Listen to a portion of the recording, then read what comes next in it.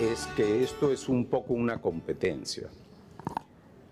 La idea es diagnóstico clínico y si no se puede, porque el diagnóstico diferencial es muy grande, diagnóstico histológico y muchas veces correlato clínico patológico.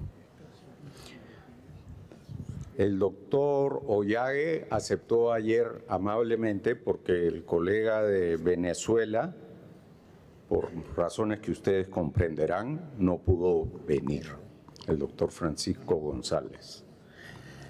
Acá no necesariamente vamos a seguir los parámetros de lo que estaba descrito en la hoja o en el programa, porque lo que yo he querido es balancear muy buenos clínicos con muy buenos dermatopatólogos.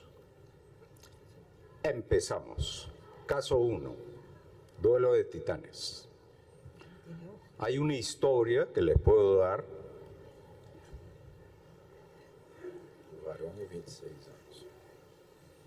El paciente es un paciente que fue visto en Cayetano Heredia, tiene 28 años y se presenta a la emergencia porque tiene dolor abdominal asociado a náuseas y vómitos. Empieza la enfermedad 4 semanas antes.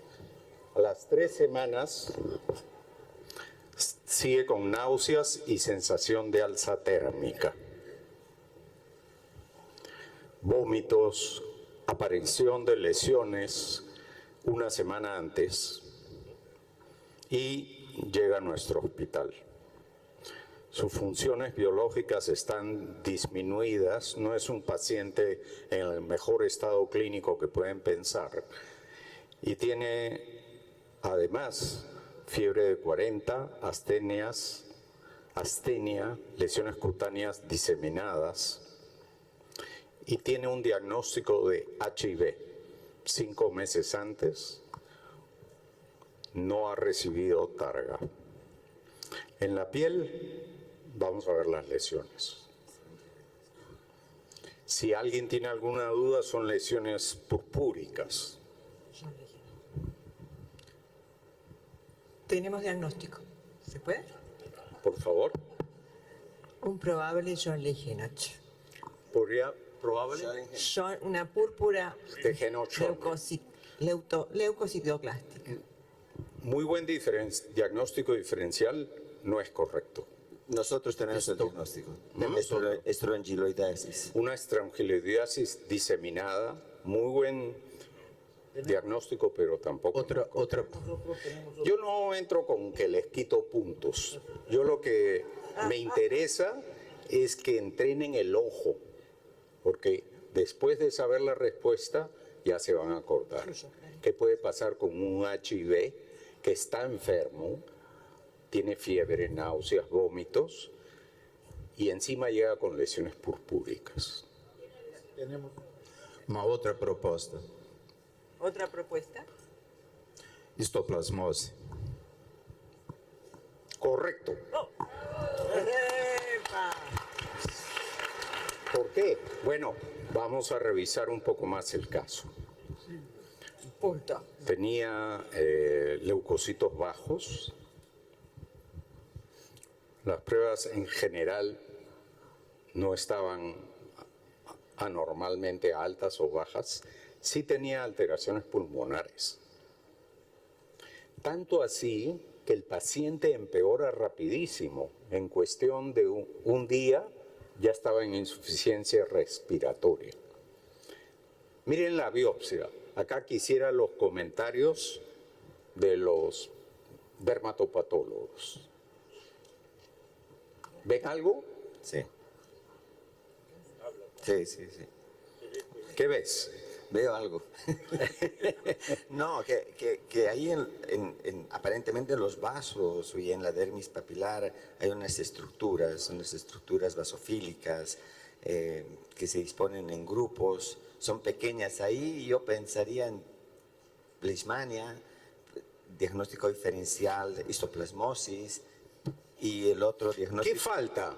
Porque a mí me llamó la atención qué faltaba. Histiocitos. Es que es muy claro, falta el infiltrado inflamatorio. Exactamente, falta el infiltrado inflamatorio. Cuando ustedes normalmente ven estas cosas, cuando no hay infiltrado inflamatorio, ustedes piensan el paciente tiene una leucemia o está neutropénico. Y este paciente no estaba neutropénico. Paz. ¿Algún comentario del doctor Casas? ¿Ha visto este tipo de casos? Grocot. Quizá pondría delante histoplasma, aunque no es lo usual. Bueno, yo también he visto mi porcentaje de pacientes HIV llegando dramáticamente a la emergencia. Pero, como les decía, a mí también me llamaba la atención cómo no había infiltrado inflamatorio, ¿no? Esto sin ninguna duda, y ya le pediré su opinión a Silvio, es algo inusual para HIV. Tienen algo, aunque sea.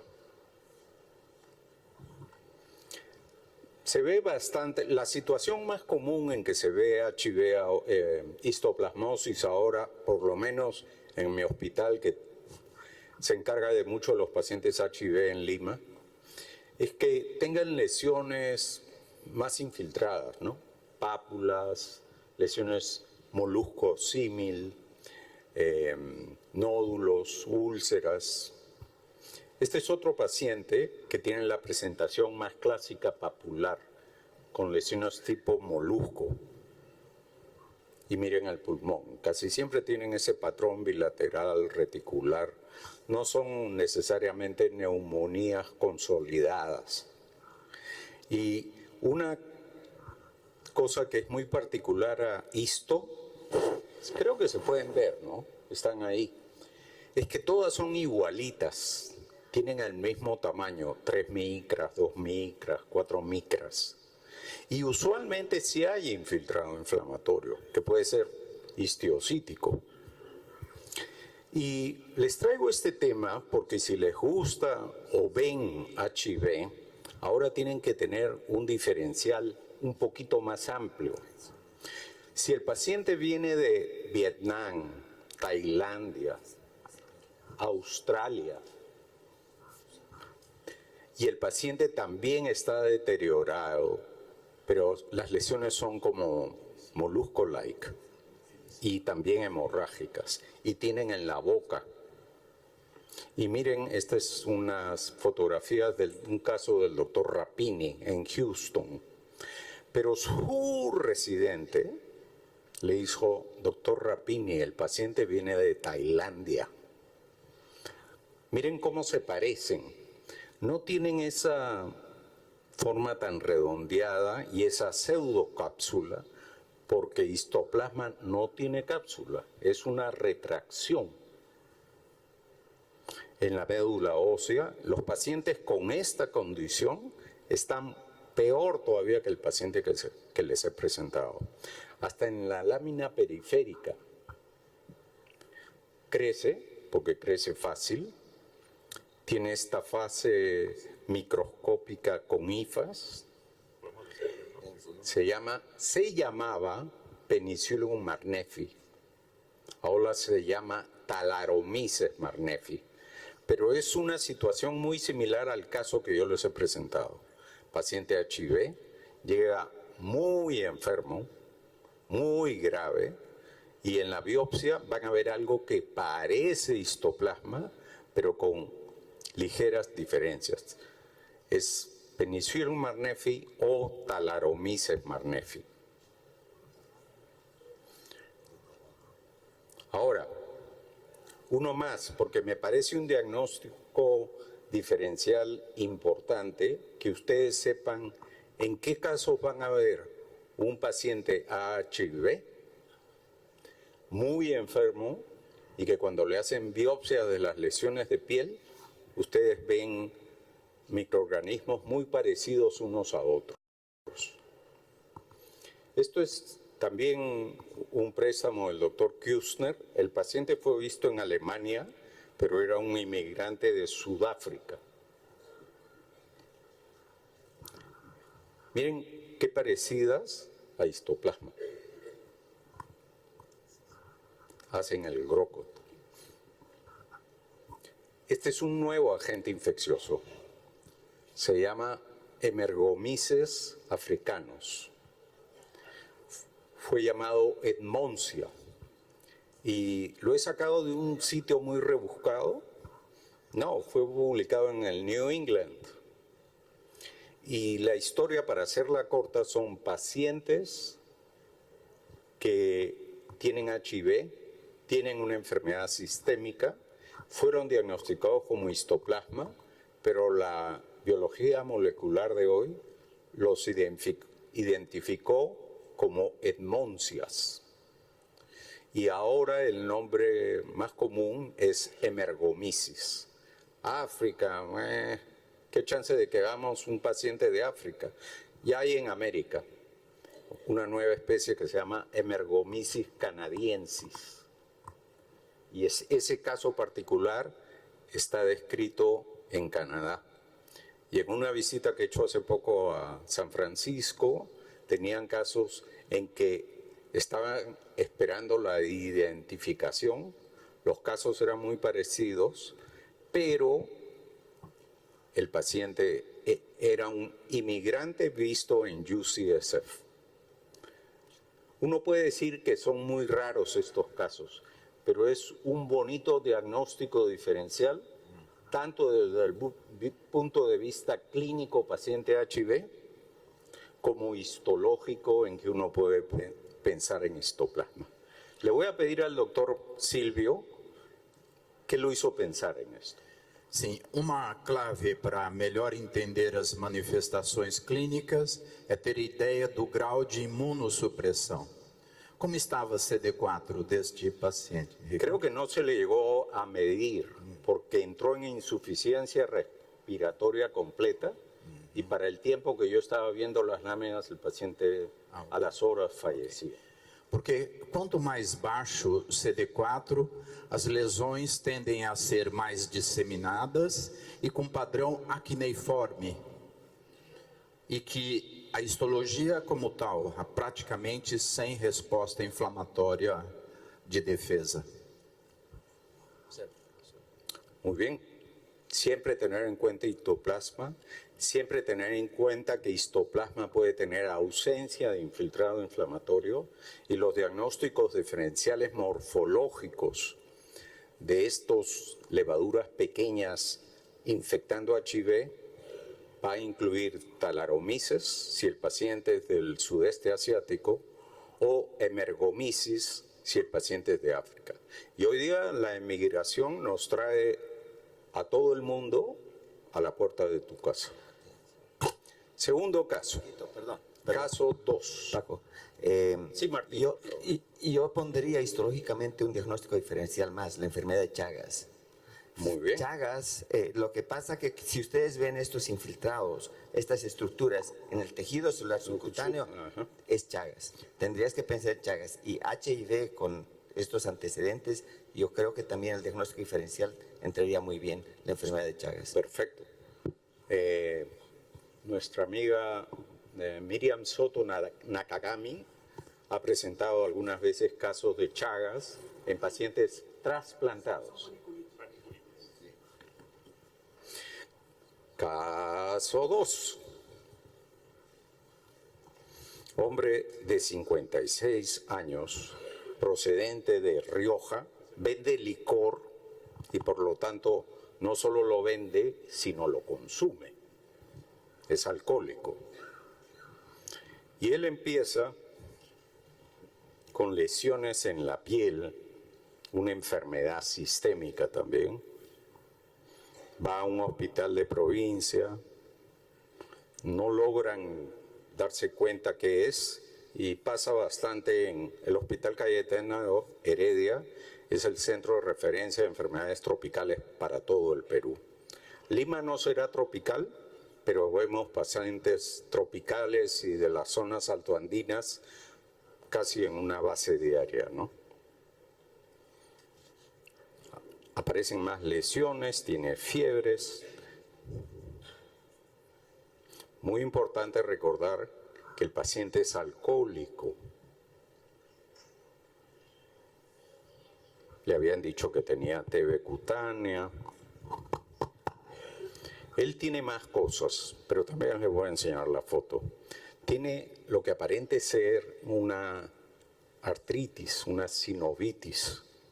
Y todo esto coincidente con la misma enfermedad. Y tiene estas lesiones. Agradezco a mis residentes porque Creo que es realmente saben tomar muy bien Creo las que es fotos. lepra, ¿no? Lepra. Lepra. Buen planteamiento, pero no. Leishmaniasis. Leishmaniasis, ¿cuál sería? Diseminada. Diseminada. Não é? No, no, no. Diseminada. Diseminada. Difusa son nódulos. Você nome. Difusa son nódulos. Cutáneo difusa. Ahí pueden pensar hasta en lepra. Pero hay esta leishmaniasis que vemos también.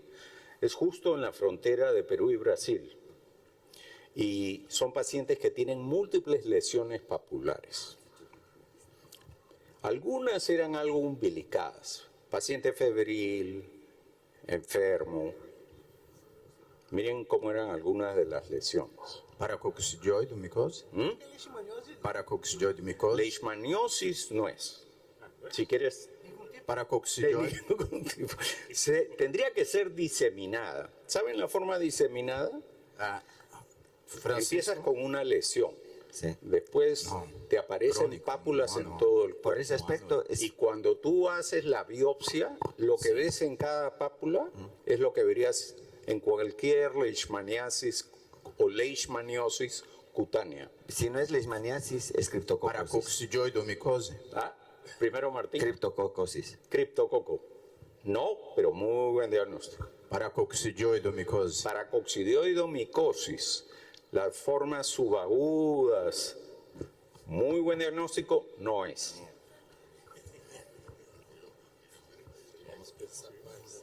Miren, No, eso es esporotricosis. exámenes auxiliares, tenía la velocidad de sedimentación alta, tenía diabetes, algunas alteraciones de función hepática. Esta es una condición que sí crece en el cultivo.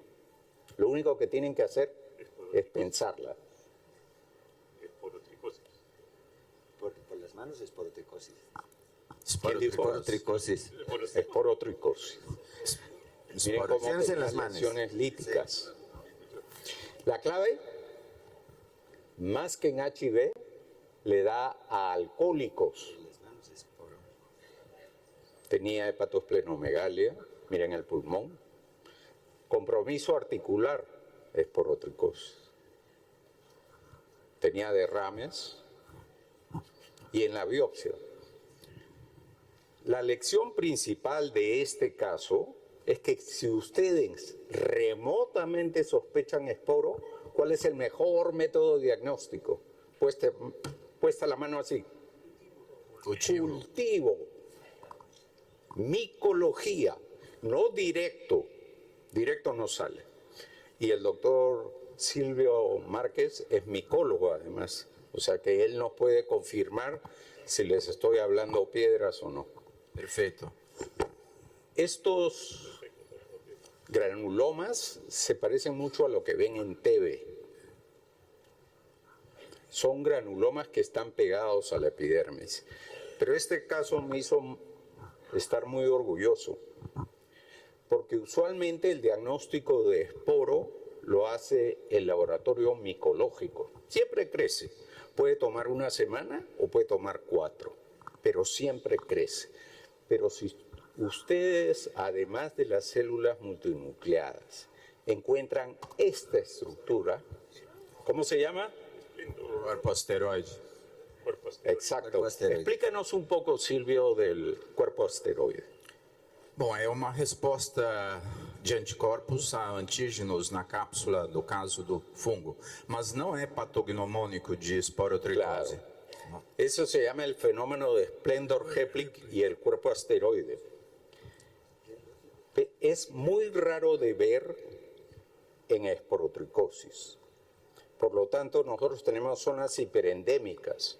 Yo he visto regular cantidad de casos de esporotricosis. Y no hay nada muy específico, son abscesos neutrofílicos, son granulomas abscedados. Pero si encuentras el cuerpo asteroide, puedes plantearlo relativamente más rápido que el cultivo. Es un mini fenómeno de Splendor-Heplic. Y entonces, y de los hongos con el hongo grande, Silvio, Martín, José, tú puedes hacer un cuerpo asteroide en esporo y ser la levadura pequeña, pero las levaduras más grandes que yo he visto, en todas las pocas que he visto, es esporo. O sea, este caso fue muy especial porque Dermatopato pudo decir antes que el cultivo que era esporotricosis. Y como les explico, siempre crece. Si ustedes tienen la mínima sospecha de que su caso puede tener esporo, sea localizada, esporotricoide, diseminada, cultivo. El compromiso óseo y el compromiso pulmonar no son tan raros. Y la otra clave, alcohólicos, diabéticos. Tercer caso. Caso 3. Van 1 a 1, ¿no? Caso 3, por favor. Si alguien en la audiencia sabe, no lo grite. Levante la mano y yo le voy a dar a ustedes la primera opción. 71 años. Pucallpa. Pucallpa es la selva peruana, parte de la selva peruana. 4 meses, aumento de volumen en la región malar izquierda. Cuando vemos a alguien de la selva pensamos en infecciosas, ¿no? Una lesión violácea, media infiltrativa. Lesión similar a la anterior en el labio superior. El paciente estaba bien, no era agudamente enfermo.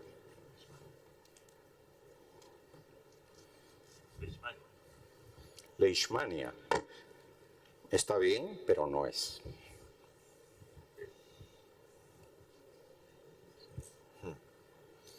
¿Alguien tiene una idea? Balamutia mandrilaris. Balamutia. ¿Saben qué es Balamutia mandrilaris?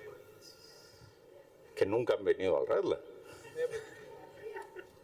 Es una ameba que tenemos muy buena experiencia y le he presentado varias veces. Este diagnóstico es de dermatopatología. A ese aumento se puede, pero no es tan fácil.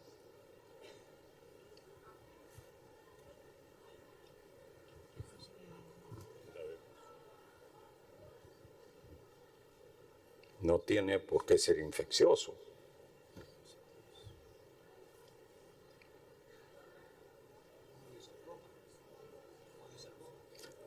Correcto. Angiosarcoma. Hay un profesor, el doctor, ¿cómo se llama? Küssner. El doctor Küssner de Le Constanza es un dermatopatólogo de primera en lesiones tumorales. Y a mí me gusta su figura, que él dice, son como pececitos en una fuente.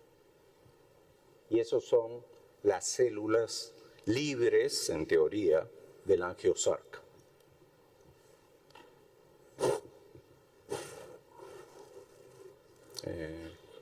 ¿No avanza? ¿O estoy marcando lo equivocado? Miren. Esto era, miren, el C31 es positivo, el WT1 era positivo, y le hicimos algunas inmunohistoquímicas, pero este pobre señor tenía un angiosarcoma. Digo pobre porque en general el angiosarcoma es un mal pronóstico.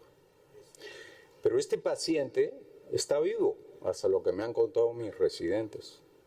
Recibió radioterapia, recibió cirugía y hasta lo que yo entiendo está vivo. Ustedes saben algo muy interesante. Todos saben del propanolol en los hemangiomas infantiles. Bueno, por la misma moneda descubrieron que si tú le das propanolol a un paciente con angiosarc, pues te debe interesar, Margarita, porque los achicas a un grado que pueden ser sometidos a cirugía. Y como el pronóstico de angiosarc es muy malo, es una cosa que yo lo he conversado con los cirujanos oncólogos y no creen, pero hay más de una publicación que lo confirma. Hay un biológico para angiosarcoma. También, pero propanolol hay hasta en el Perú, en cualquier lado, ¿no? La rapamicina, ¿no? Muy bien. Entonces ya los mareé. Ahora saben que también vemos tumorales. Vamos a ver qué sigue. Igual, vamos 2-1. ¿Ah? Vamos 2-1 igual. Estamos ganando los del otro equipo. 2-1.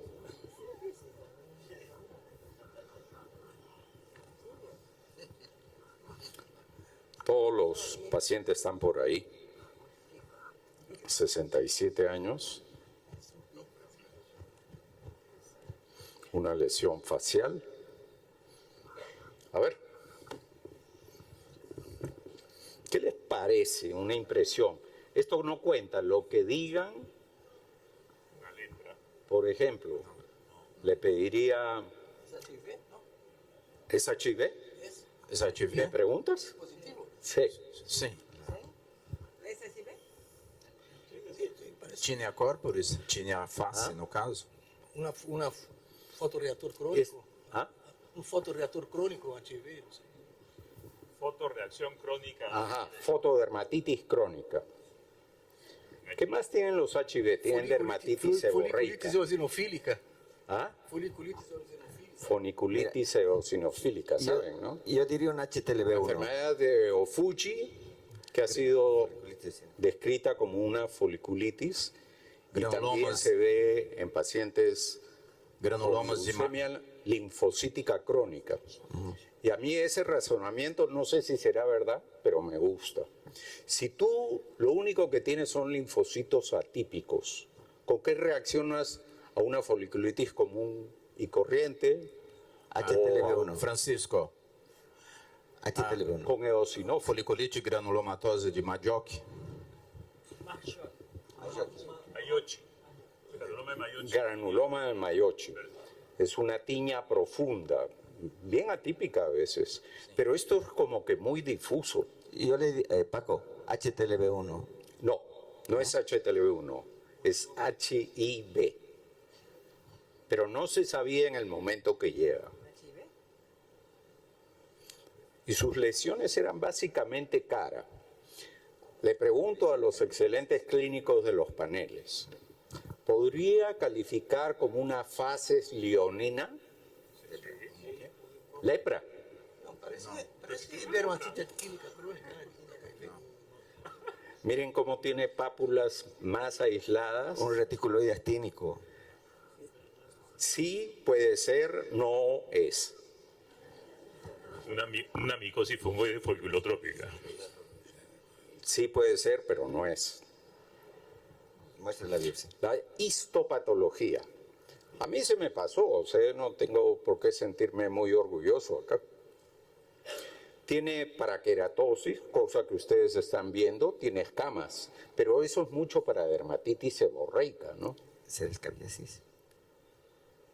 Y tiene un infiltrado bien denso, superficial y profundo, medio liquenoide arriba y más nodular abajo.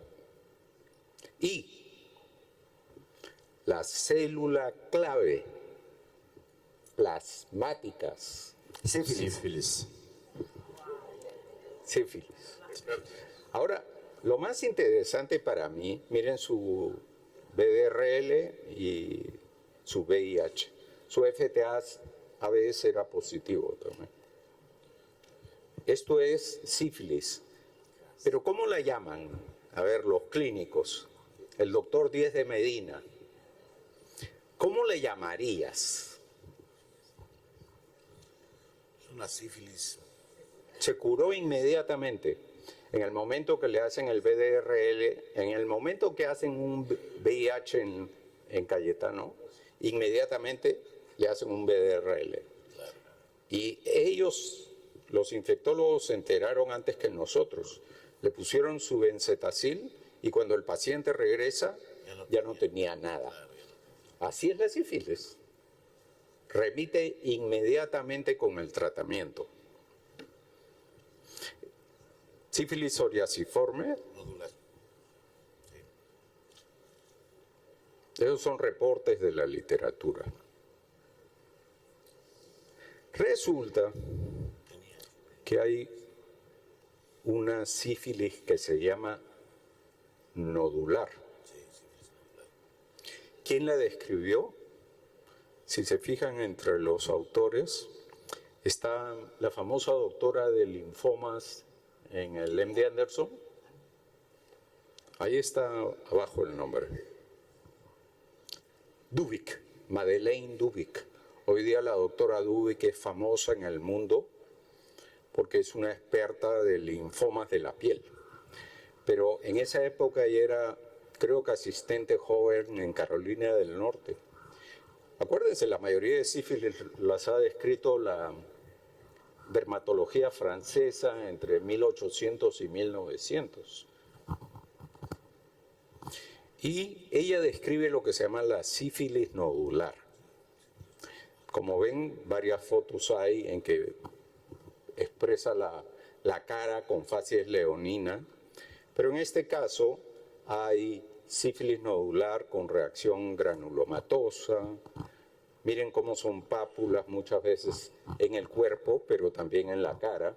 Lo que no tienen estos reportes es esa descamación. Que he visto sífilis con fase leonina, sí. Tu diagnóstico diferencial es lepra. Puede haber leishmania cutánea difusa que tiene los nódulos y tiene un poquito de descamación. Puede ser también dermatitis seborreica, pero ver este caso para mí me enseñó esta forma nueva. Y la sífilis nodular la han descrito muchas veces en HIV. O sea, recuerden la infiltración difusa de la cara como una de las múltiples expresiones de sífilis. El paciente se le trató y miren, empezó su tratamiento con Targa, la sífilis ya se le había curado para el control y es un paciente que amablemente viene todos los años cuando hacemos los cursos de medicina y dermatología tropical. Hasta se tiñó el pelo. ¿Ah? Se tiñó el pelo también. Como el señor Pedro. Pero él no es el señor Pedro. El señor Pedro es otro paciente. ¿Ya lo has visto? No, dice que sí. Creo que Silvio también lo ha visto una vez. No. ¿Cómo vamos de tiempo? Bastante bien. Caso 5. 87 años.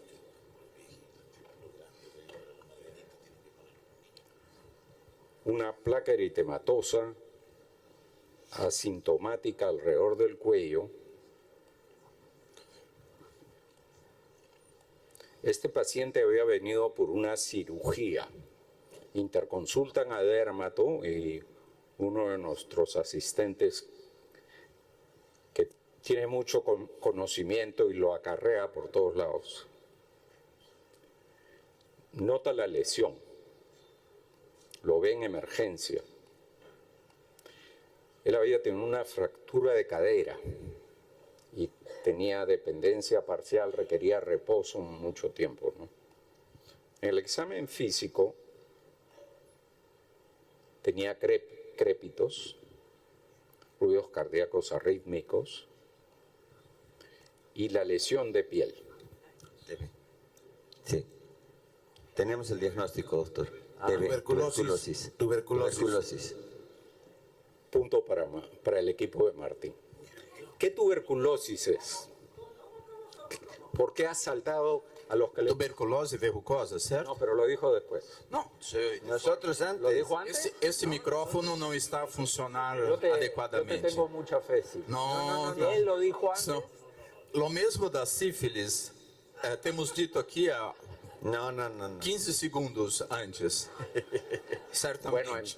Gordo, estabas tuiteando. Empate, no mínimo. pero para los que le gusta la tuberculosis cutánea, Tuberculosis verrucosa. ¿qué forma de tuberculosis es esta? Tipos de lupus vulgar. O verrucosa. ¿Qué es lo que ven normalmente en el cuello? ¿Cómo se llama eso? Escrofuloderma. Óvulo. Escrofuloderma. ¿Y qué cosa define escrofuloderma? Estar Con micrófono Un foco tuberculosis subyacente, ya sea óseo o linfático. o epidídimo. O epidímico, exacto. ¿Y qué es lo que ves clínicamente?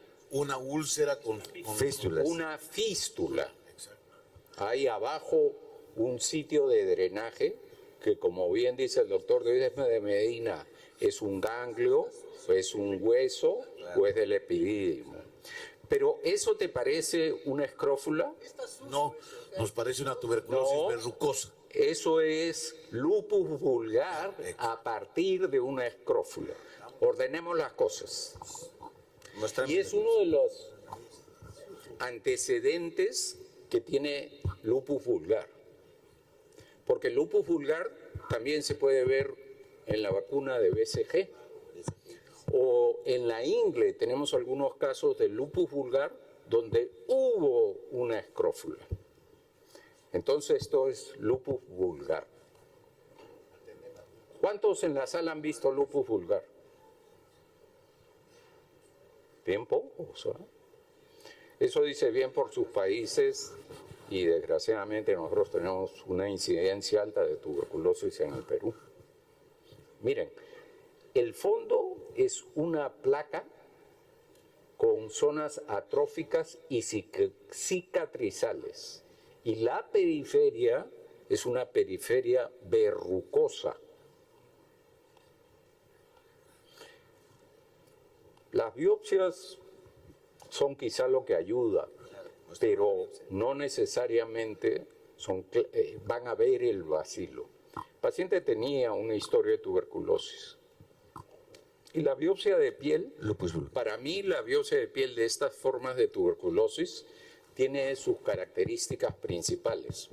La epidermis usualmente es hiperplásica, acá es hipoatrófica casi. Segundo, ¿ven el infiltrado en banda? Como ahí. El infiltrado está todo pegado hacia el epidermis.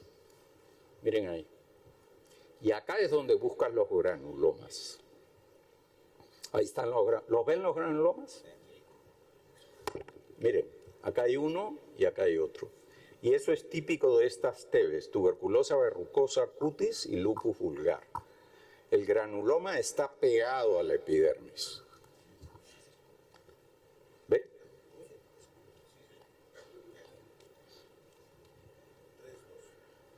Todo fue negativo, pero el cultivo dio Mycobacterium.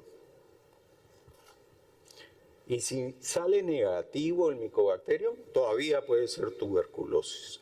Tuberculosis de piel es un diagnóstico por correlato clínico patológico, un PPD positivo casi siempre y prueba terapéutica. ¿Saben qué es la prueba terapéutica? Le dan tratamiento para TB. Y si en 5 semanas no ha mejorado, no es TB.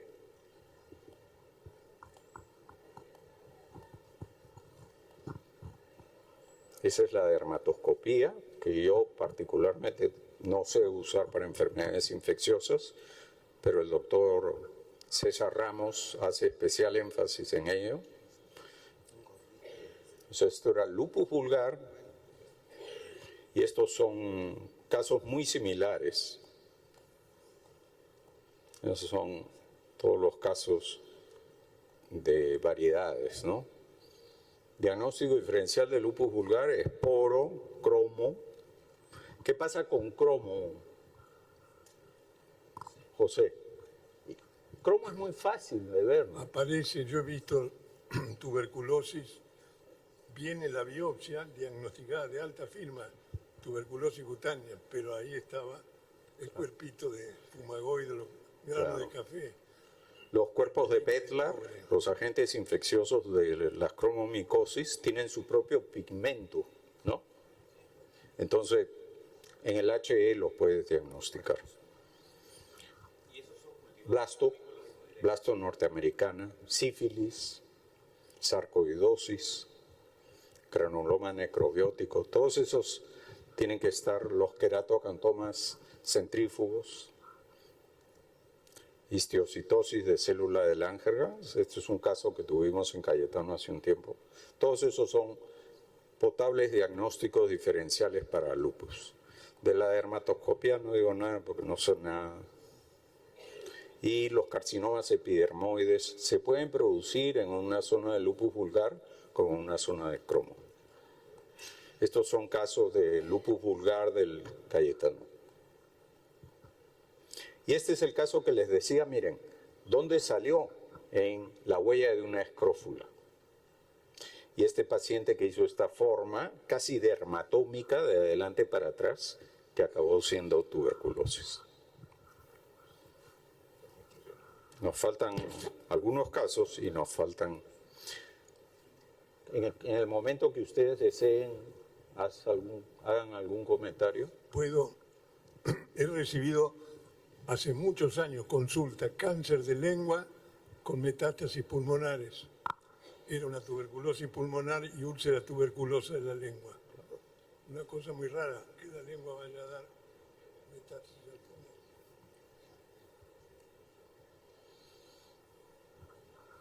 Mujer, 60 años, natural de Arequipa, máculas y pápulas que confluyen, formando placas en áreas fotoexpuestas y pliegues.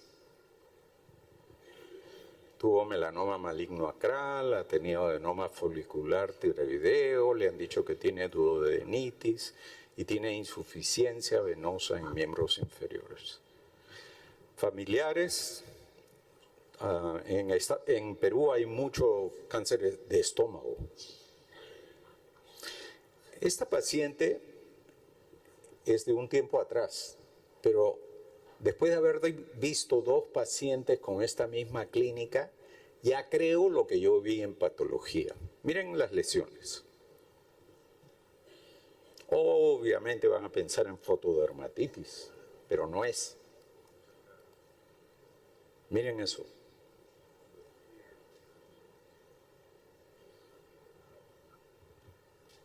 Dermatomiosite.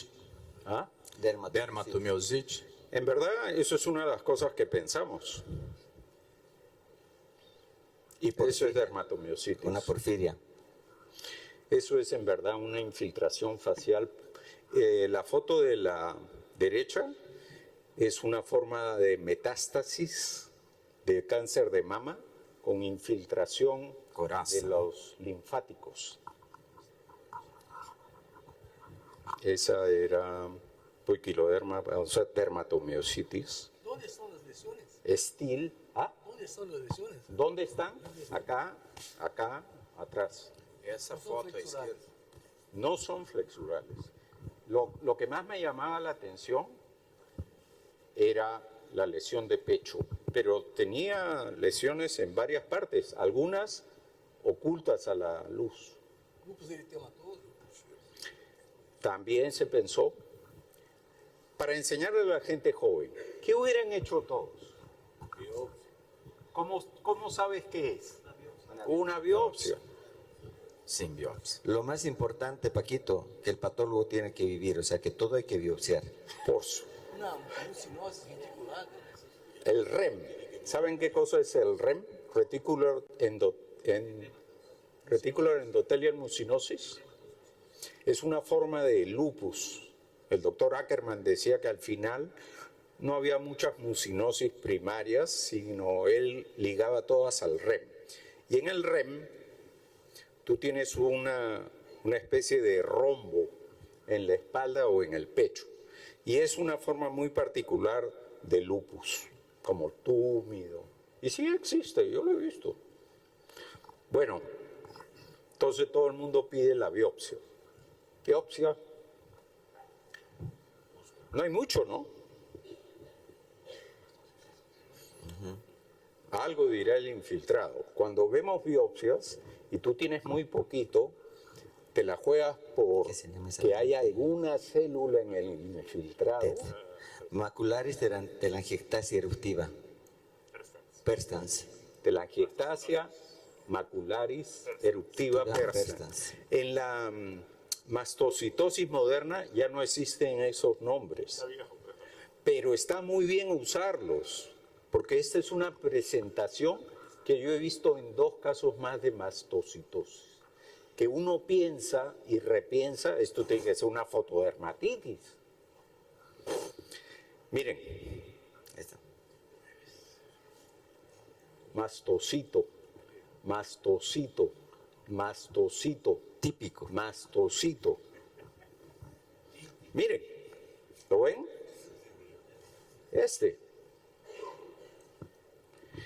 Yo decía, ¿cómo puede haber una mastocitosis? Después de este caso he visto 2 más.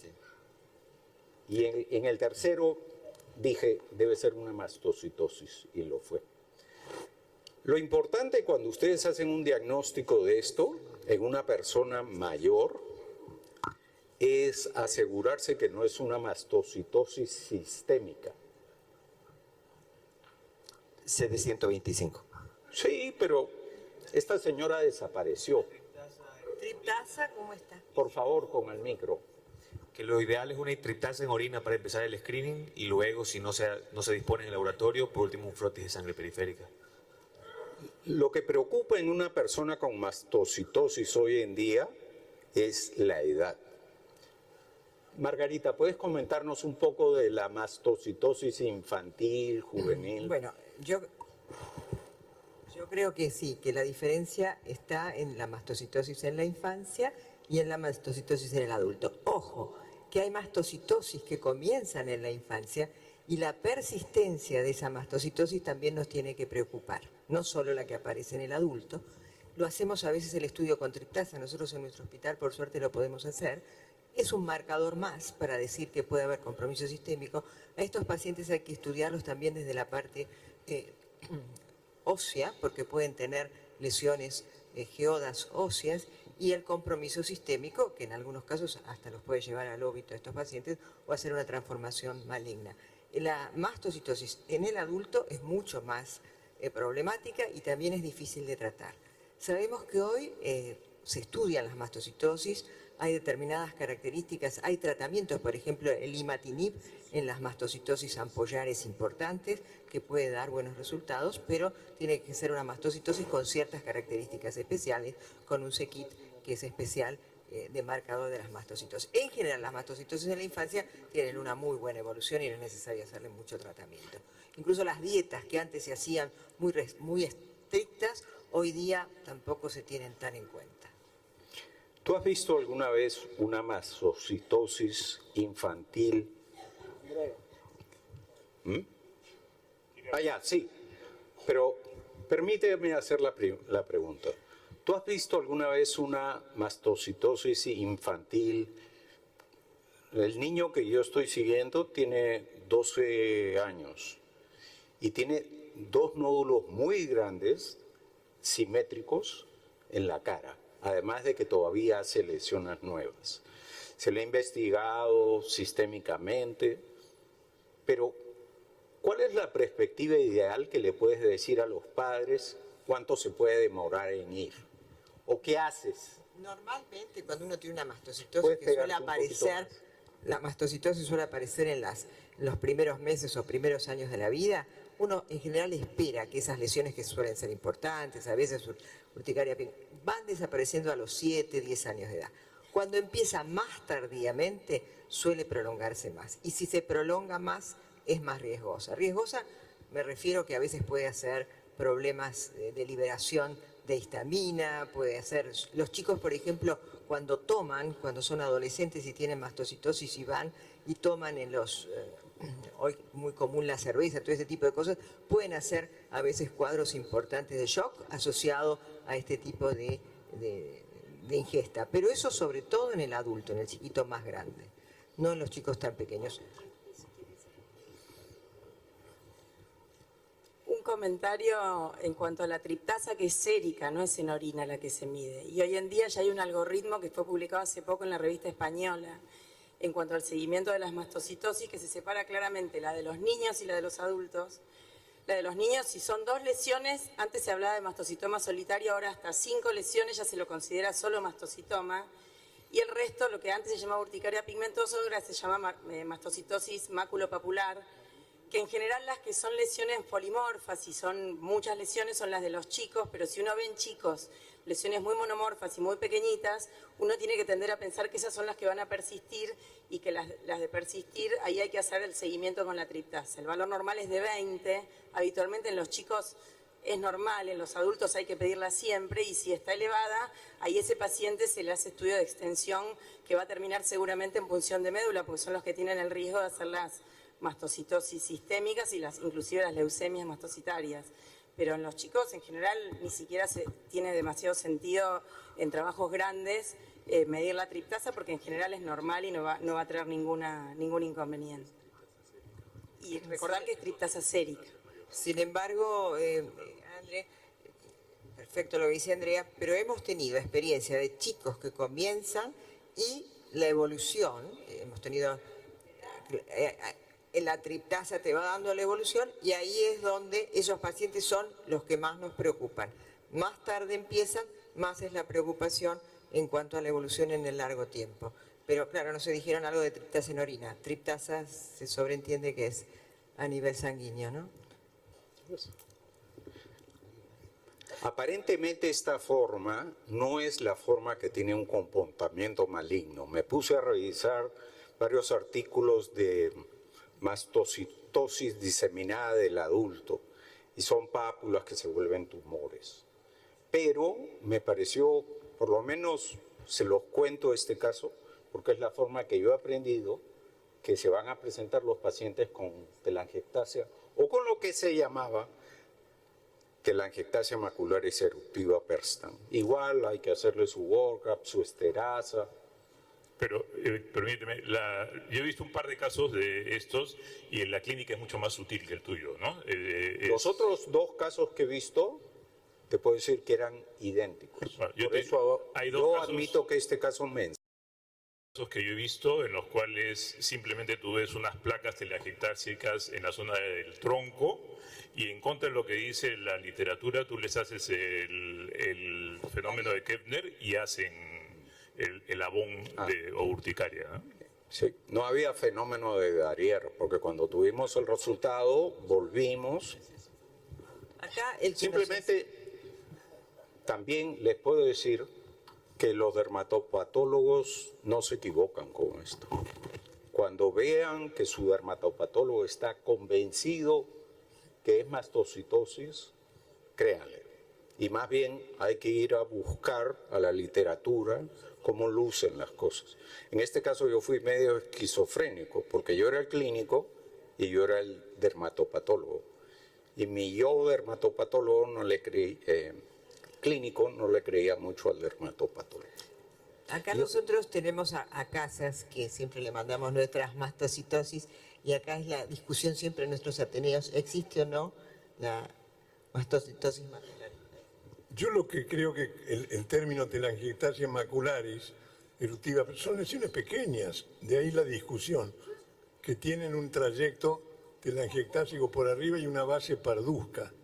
Las discusiones en la época del profesor Cordero terminaron cuando él dijo 6 o más por campo de gran aumento, le hace 500 por, entonces es mastocitosis.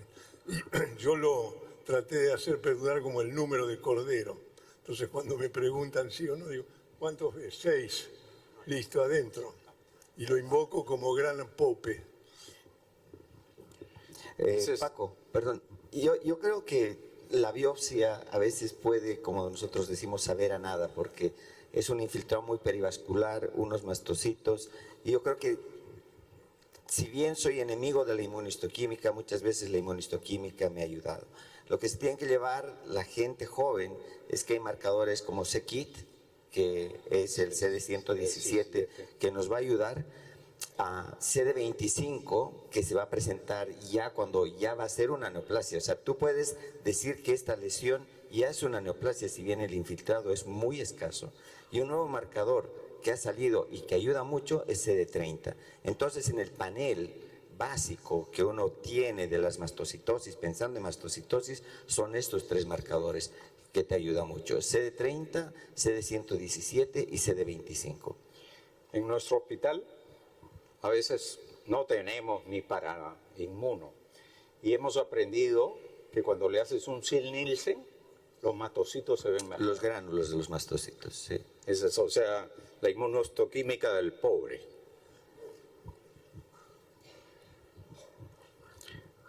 Muy bien, sigamos. ¿Cómo va el score, doctora Patricia Álvarez? 8-0. ¿Cómo? 5 para un 8-3. lado. ¿Van empates? No. 8-3 parece. Ah. A ver, 42 años. 42 años. Vamos a ir un poco rápido, aunque creo que estamos bien. Este es muy interesante. 42 años, se presenta con una fístula. Se va a otro hospital y cuando ustedes ven la lesión, esto es papaya, todos los días. Papaya decimos cuando algo es muy fácil. A los 12 años tuvo TB. En el 2006 se cayó y se rompió una costilla. En el 2010 se golpeó en el mismo sitio. Ha tenido una fractura. Vamos a pasar el examen físico porque lo bonito es lo de la piel. Les voy a señalar la lesión, esta y esta. Miren, así para alguien en Sudamérica, clic, el cerebro hace un clic y dice, Es tuberculosis. Nocardiose. Nocardiose. Fístula, infección o corpo estranho? Fístula, escrófula. escrófula, qualquer infección. Y él era PPD positivo, había tenido TB, escrófula. Dime, Silvio. Nocardiose. ¿Ah? Nocardiose. No, cardiosis, que creo que le pasa más a los pacientes posoperados con esternotomía. Pero en mi cabeza eso es TB, nocardia, actino. Actinomicose. ¿Qué diferencia hay entre actinomicosis y actinomicetoma? ¿Saben? Endógena e exógena. Silvio, explícales entre actinomicosis y actinomicetoma. Um actinomicetoma são aeróbios, por bactérias aeróbias. E Actinomicosis. La actinomicoses del cuello, pode- la del sim, tórax, la endógenas e anaeróbias, principalmente. Y el origen en actino Endógena. son endógenos y en actinomicetoma son Exógena. exógenos. Martín, Histiocitosis. punto. Miren, uno juraría que eso es una escrófula, o nocardia o actino. Pero miren la patología. Tenía PPD positivo. Tanto así que lo trataron para TB y no mejoró. Tenía compromiso de las costillas en ese lado. Tenía una enfermedad costal, ósea. Miren la histopatología.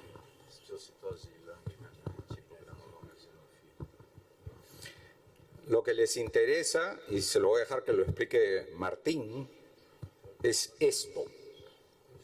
Sí, es la presencia de estas células reniformes que se llaman, que tienen un amplio citoplasma. Pero esas células no las has visto sino recién ahora. No, me estás diciendo que explique eso. Sí. Explique su diagnóstico, dice tú. Claro. No, creo mira, que nosotros, perdón. Perfecto. Nosotros hemos tenido un caso En la de una oreja. otitis crónica Sí. que pensábamos que era una lesión y que únicamente tenían, pero como antecedentes tenían fracturas múltiples durante mucho tiempo. La doctora Entonces, Álvarez tuvo un caso de lesión perianal y lesión de oídos en un niño. Y fue histiocitosis de células de Langerhans. Martín, muéstrales un poquito qué se ve, porque qué es lo que ellos están viendo. Lo que pasa es que ven unas células más grandes que no son histiocitos porque tienen un citoplasma reniforme, el núcleo tiene un citoplasma reniforme y un escaso citoplasma discretamente granular, tiene muy poco infiltrado, lo que uno esperaría ahí de la presencia de eosinófilos, que nos Y ayudan a dar el los diagnóstico. núcleos Son reniformes, que es lo que se llama, y algunas veces se esbozan como granulomas, Correcto. que son imperfectamente hechos, y algunas veces hay la presencia como que de epidermotropismo. Claro. Aquí nos ayuda dos tinciones, que es la languerina, y el otro es no me acuerdo. CD1A. Y es interesante que pues CD1A también, para corroborar, que ha sido descrito en algún tipo de leishmanias como un marcador para leishmaniasis, pero no es para nuestra leishmaniasis, sino es para la leishmaniasis del viejo mundo. del viejo mundo y algunos casos del grupo mexicano, de mexicana México. pero no tiñe el grupo Viania brasilensis. Entonces le dieron tratamiento y no funcionó. Y resultó que lo que tenía era histiocitosis X. La inmunohistoquímica, ese fue el S100 y el CD1A. ¿Puedo hacer algún comentario, Bravo? Se le hizo un workup óseo, pero... Sí, por supuesto. No, es interesante porque las histiocitosis son también bastante patrimonio de la infancia, ¿no? Hoy quizá no se llaman tanto histiocitosis X, sino se llaman histiocitosis a célula de Langerhans o no célula de Langerhans. Y lo interesante es que a estos pacientes hay que seguirlos. Nosotros tuvimos, no muchos, porque no es tan común en los adultos, pero vimos, porque nos los refirieron por el hecho de que teníamos la experiencia en la parte pediátrica, y uno de ellos, por ejemplo, falleció, porque no le hicimos quizá el tratamiento en tiempo y forma, porque pensamos que iba a tener una buena evolución. Pueden tener compromiso pulmonar. Los pacientes que teníamos nosotros tenían como lesiones foliculares a nivel de cuero cabelludo. Cuando uno hace la histología, por supuesto, primero haces el infiltrado histiocítico, el S100, que casi todos tienen para hacerlo, y luego el CD1 y en algunos lugares la languerina como para confirmación. Pero ojo que la histiocitosis en el adulto también puede llevar al óbito, ¿no? Porque uno piensa que en el chico, cuanto más pequeño y cuanto antes comience, el pronóstico suele ser más severo. Cuando el chico avanza y tiene lesiones óseas o a veces el pronóstico pareciera ser mejor. Pero en los adultos, ojo, hay que controlarlos, hay que estudiarlos porque también pueden ir al óbito. Y existe la histiocitosis, bueno, vos has mostrado como incluso en nuestro medio hay todo un grupo que estudia la histiocitosis y le está dando importancia ahora a la histiocitosis del adulto. Margarita. También es importante, en la histiocitosis hoy se hace estudios como el BRAF, porque hay medicación específica que se le puede dar hoy a la histiocitosis que cambia el pronóstico terriblemente. Y es interesante porque se le puede dar esas medicaciones, que son las mismas que le damos a veces al melanoma, y en el paciente lo que vemos que hace cuadros parecidos a las rasopatías, porque le estás de alguna manera frenando la vía y entonces hacen cuadros por el tratamiento para la histiocitosis con estas medicaciones relacionadas al BRAF que producen mutaciones y rasopatías like. Sí, no, yo lo que quería decir que nuestros casos eran como una osteomielitis del peñasco, se las diagnosticaron así y que pensaban que era una tuberculosis, etcétera. Cuando hicimos la biopsia, pensamos que unos granulomas de estos apenas elaborados, pero ya viendo las células con mayor detalle, toditas eran células reniformes típicas de una histiocitosis y ahí le hicimos la marcación. En cuanto al tratamiento, este paciente fue pasado a oncología. La única enfermedad que tenía era la enfermedad subyacente y el paciente ha ido muy bien. Nosotros tuvimos un caso en São Paulo con una fístula, una lesión solamente en el glúteo y en el muslo. Y yo creí que sabía TB, pero esto es un muy bonito diagnóstico diferencial para lesiones de parrilla costal que producen una lesión fistuliforme, ¿no? ¿Cómo evolucionó el paciente? Él evolucionó bien. Bien. Ha recibido quimo, creo que estaban pensando en darle radio, pero la lesión se ha secado, ha recuperado peso, había perdido algo de peso, pero... ¿Y el muy paciente bien. de la doctora Álvarez? Miren, a ver. Esas es las lesiones cuando secó. Y está poco reportado, pero si uno busca, todo lo encuentra.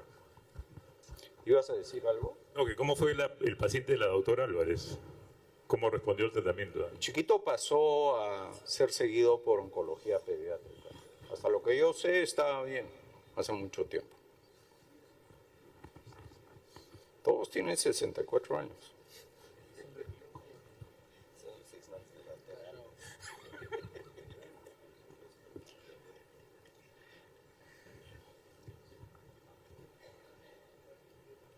A ver. Ah, sí, ya me recordé. Una lesión en el dedo. Paciente de la selva. O sea, de la selva quiere decir que tiene una mayor opción de tener una enfermedad tropical, pero no necesariamente. ¿Ah? Tenía otra segunda lesión, media dermatómica, pero abscedada. Era uno o más preciso, dos abscesos fríos. Micobacteriosis atípica. Micobacteriosis atípica es muy buena, pero no es la correcta. Tenía compromiso pulmonar. Yo he visto, tengo una bonita colección de pacientes con esto, pero nunca había visto esto personalmente. Un absceso frío grande que, como van a ver en la radiografía, era una osteomielitis destructiva.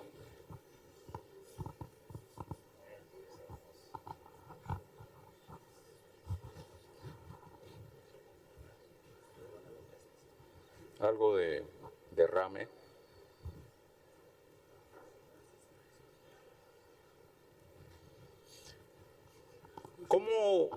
¿Cómo diagnostican un absceso frío? Yo personalmente como clínico creo que eso es lo primero que tienes que hacer. Por ejemplo, Martín ha mencionado las micobacterias de crecimiento rápido. ¿Les gusta la cosmetología? ¿Hacen mesoterapia? Bueno, eso es una situación clásica en que ustedes ven micobacterias de crecimiento rápido. Pero ese no es el diagnóstico. Primero, si sacas el líquido, le haces un directo, ¿no? ¿Tú qué dirías? Y lo mandas a cultivar. El directo es paracoccidioidomicosis. Y el cultivo, la biopsia, ahí están las estructuras. No salió muy bien el corte histológico, pero miren. Y una observación que me gustaría hacerle a Marcelo y a Silvio, que son los que más han visto paracoxi. Uno ve las levaduras grandes con las gemaciones, pero muchas veces a los lados ves muy pequeñas levaduras. Y no mucha gente pone énfasis en eso. La variabilidad de la levadura, y este caso en particular tenía algo de enfermedad pulmonar, pero lo que tenía era una gigantesca lesión digital y otro absceso frío. Comentarios de mis colegas que han visto mucha paracoxi. Sim, puxa. Me penitencio por não ter feito o diagnóstico clínico, porque há publicado um caso no International Journal of Dermatology muito semelhante. Um abscesso frio, rápida evolução, na triagem dermatológica pensada até como um cisto de etiologias variadas. Fizemos essa drenagem, exame direto e paracox. No tórax de um senhor maior e de 80 e poucos anos. E há pouco, 2 anos passados. Agora, quando se vê células grandes com gemulação, provavelmente poucas células, mostra um certo equilíbrio agente-hospedeiro. Agente, resposta imune. Se bem me lembro, tinha uma história longa, não? Sí. Sim. Então, uma enfermidade que vem lentamente se agravando, mostrando um certo equilíbrio. Não é uma evolução tão rápida, mas um caso absolutamente interessante e incomum. Marcelo, ¿tú has visto essa é casos coloração PAS, certo? Ah. Coloração PAS, né? PAS. Es paz. Essa é uma coloração Este é PAS. PAS. Este es un PAS. Ustedes han visto en Sao Paulo Com tão poucas lesiones e tão destructivas, não. como un absceso frío. Nosotros tuvimos una vez un caso de blastomicosis norteamericana. Era una peruana que iba a Chicago, la enfermedad también se llama fiebre de Chicago, y regresó y vino con abscesos fríos.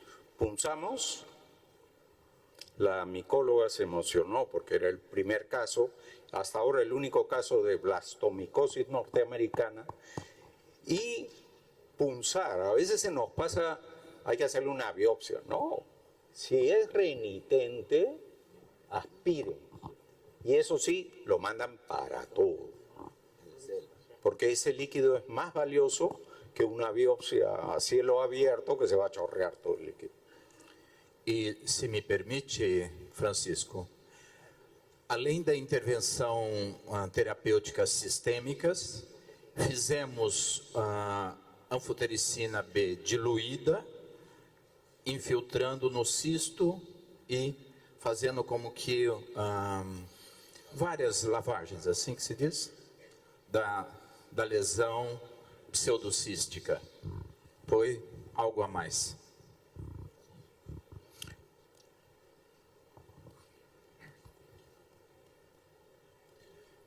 Paco, Marcelo me pregunta que ellos no habían visto estas lesiones tan únicas y tú presentas esta y hace 2 semanas en el clínico patológico último presentaron otra de una lesión que era absceso en la axila de un paciente con compromiso pulmonar y que también al momento de hacerle la biopsia salió líquido, el cual le hicieron el KOH y salió el... Yo no tengo la experiencia de mis colegas brasileños, pero he visto cosas raras en parecoxis. Este es el primero que veo así. Vamos a ir más rápido.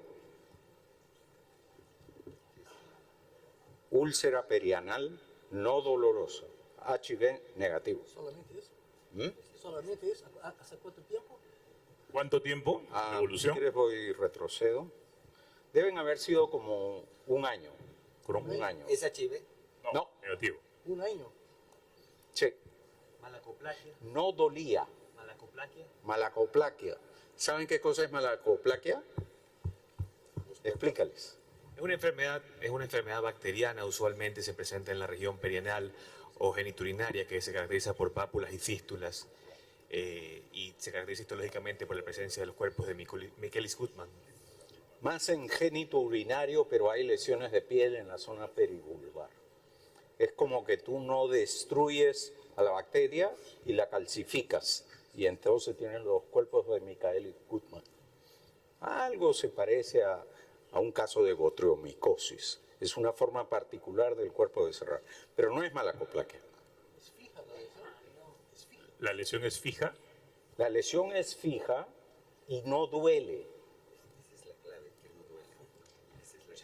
A ver, hiperplasia pseudopitelomatosa del epidermis, ¿Y? Hay granuloma. Casiosa. Es un ¿Lo llamarías gaseoso? Sim, mas não sou dermatopatólogo. ¿Tú, José? Sí, necrosis sucia. Miren. Sífilis. Não, granulomatoso. Los engañé. No, yo no digo. El Fusarium probablemente fue un contaminante, pero creció un Mycobacterium. Mycobacterium tuberculoso. ¿Por qué mis colegas pueden ser que hayan estado un poco desconcertados? Hay 3 úlceras perianales en el mundo de la infectología que duelen. Una es TB, la otra es paracoxi, en la lesión perianal, y la tercera son entemavea histolítica perianal. Y que no duelan te aleja las posibilidades. Bueno, últimamente, no es que haya visto un montón, pero he visto lesiones orales de tuberculosis. E periorificial. Y no dolían. Y he visto esta lesión perianal de tuberculosis y tampoco le dolía. Tú que tienes gran experiencia con boca, ¿tus TBs orales duelen o no? Desproporcionalmente al cuadro clínico. Tremenda dolor y poca inflamación clínica. En general es así. Bueno, esto es TB perianal. Y en esta creció la bacteria, ¿no? Cosa que se supone que la TB periorificial es de las que en teoría es multibacilar. Es como la escrófula, como el chancro primario, y tienes más chance de ver el bacilo, ¿no? En 12 minutos podemos ver los 2 últimos casos, creo. Score, doctora Patricia Álvarez, por favor. Ah, no, nos vamos al 10 de frente. Es Score bonito 6, también. Podemos Mujer si de dejamos en paz. 58 años. 5. Lesiones papulares elevadas en espalda. Las lesiones se diseminan. 6 meses de evolución. Tuvo tuberculosis ganglionar hace 5 años. Fue tratada, resolvió por completo. En la piel son pápulas con tendencia a confluir. Granuloma anular parece. Granuloma anular. No es, pero bueno, muy buen diferencial. PRP, Líquen escrofuloso. líquen escrofuloso. Punto para el doctor. Listo. Pero hay otras cosas, ¿eh? PRPs son más secas, pero pueden parecer. Y hay una forma muy particular de ATL, linfoma asociado al virus HTLV1, que también es así. Son pápulas confluentes que empiezan como parches. Y miren esto.